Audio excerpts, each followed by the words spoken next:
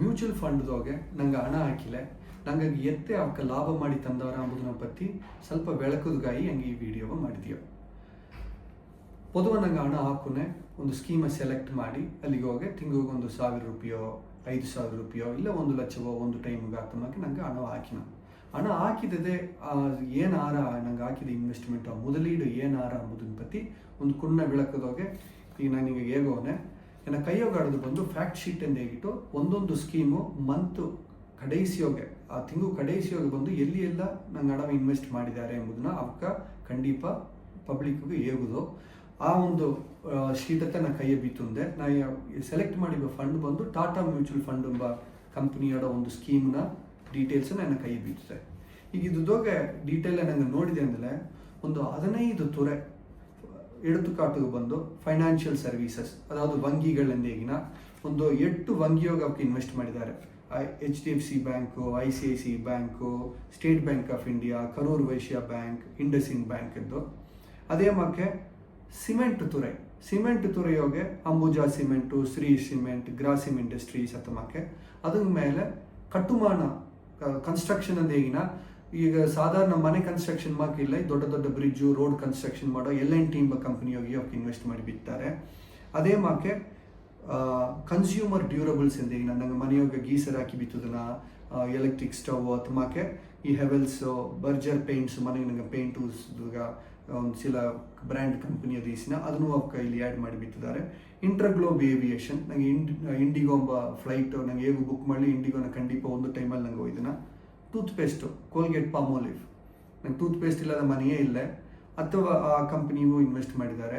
ಅದೇ ಮಾಕೆ IT services software ಕಂಪನಿಗೂ Infosys, Tata consultancy service, Wipro, tech Mahindra, Mindtree, all these companies ಇದೆಲ್ಲ ಇವಕ್ಕೆ ಬಂದು ಇನ್ವೆಸ್ಟ್ಮೆಂಟ್ ಮಾಡಿದ್ದಾರೆ.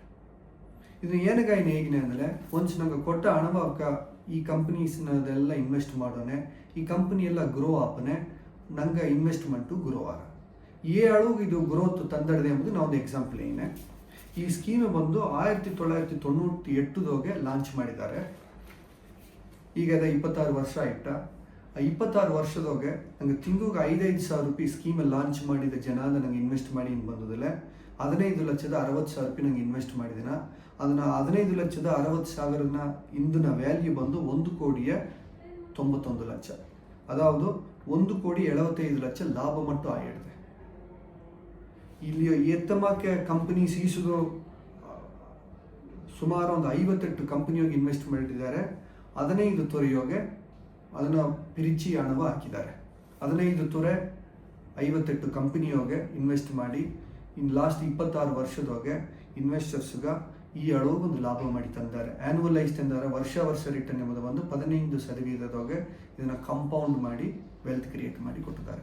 ಏನಕ್ಕೆ ಹೇಗಿನ ಅಂದರೆ ಇದು ಒಂದೊಂದು ಟೈಮ್ ಮ್ಯೂಚುವಲ್ ಫಂಡ್ ಇನ್ವೆಸ್ಟ್ ಮಾಡಿ ನೀವು ನಂಗೆ ಬಂದು ಎತ್ತೆ ಅದನ್ನು ರಿಟರ್ನ್ ಬಂದ್ರೆ ಅಂಬುದು ನಂಗೆ ಖಂಡಿತ ಅರುವುದು. ಇತ್ತಮಾಕೆ ಒಂದು ಸ್ಕೀಮ್ದೋಗಿ ಇನ್ವೆಸ್ಟ್ ಮಾಡಿ ಇತ್ತಮಾಪಕ್ಕೆ ಫಲ ತೊರೆಯೋಗೆ ನಂಗೆ ಹಣವಕ್ಕೆ ಪಿರಿಚಿ ಫಲ ಕಂಪ್ನಿಯೋಗೆ ಕರೆಕ್ಟಾದ ಸದವಿಧದೋಗಿ ಇನ್ವೆಸ್ಟ್ ಮಾಡೋದು ಅಂತ ನಂಗೆ ಹಣ ಪೆರುಗಿರ ವೆಲ್ತ್ ಗುರೋವಾರ.